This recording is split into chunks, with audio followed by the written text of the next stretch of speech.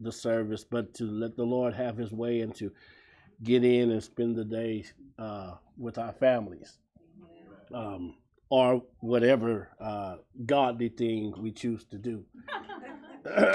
Godly being the operative word.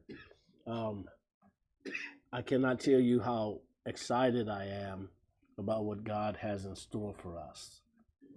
I cannot begin to express to you, Coco Comanichi, how happy I am to see you here and what God has in store for you and Brother O.B.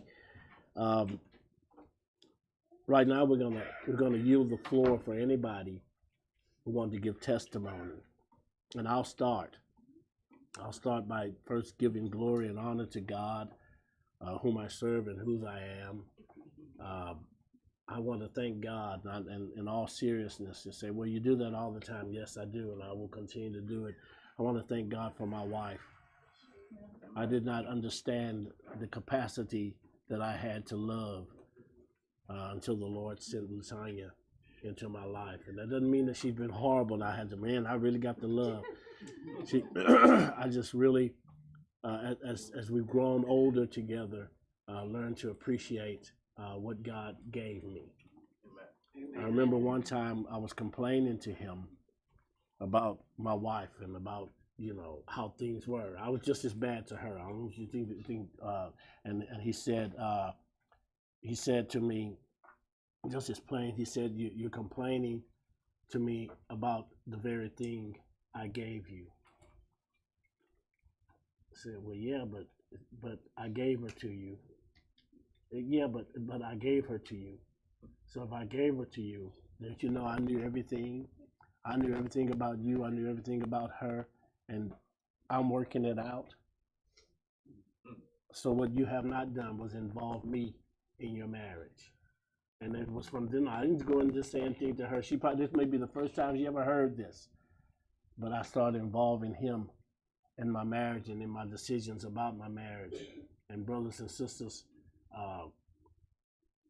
I learned a while ago to treat a person like you want them to be. Right? And when I started treating her like I want her to be, I found out, Sister Beckett, that she was responding to me. Even when it was negative, it was because I was negative. Is anybody? I'm the only one going to own up to it. I'll own up to it. I'll own up to it. And I thank God for this woman who has stood in here with me. And I'll tell you why I say that. Because I have read testimony after testimony, or incident after incident in the amputation group. I'm a part of 2 amputee groups on Facebook.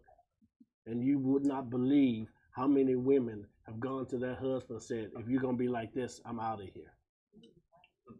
That is crazy to me. And my wife, she reads it too. And we were talking about it one day, and I said, well, my opinion of that is that there was something bad going on before the amputation. Yeah. Oh, yeah. Right?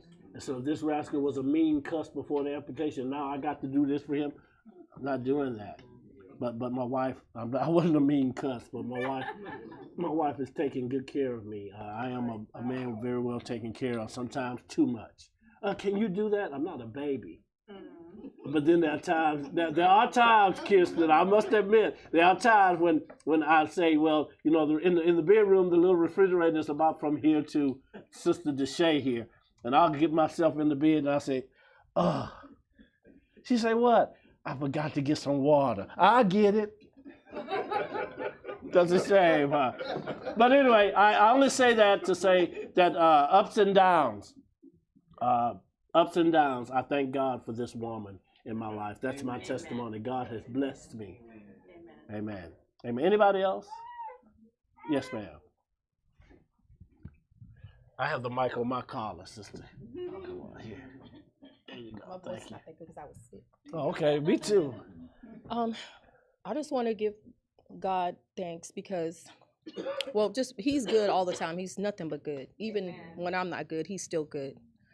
But my husband, he's been working as a safety supervisor out of town. I think this is about 2 years, maybe a little more. So he's gone most of the year, but he comes home, I guess, like maybe every 6 weeks or 2 months, sometimes maybe 3. But I've never had him, have an accident while he was away. So that's like one of my main things about him, being away working. And I gave him so much trouble about the job, and God really dealt with me and saying how, he's providing, so, I need to calm down. Um, anyway, I know God kept him.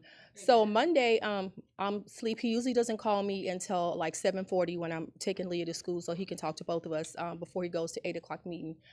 So he called me like at 6:30, and I was like, well, I guess he just really want to talk to me. And then when I heard his voice, like I never heard him sound like that before.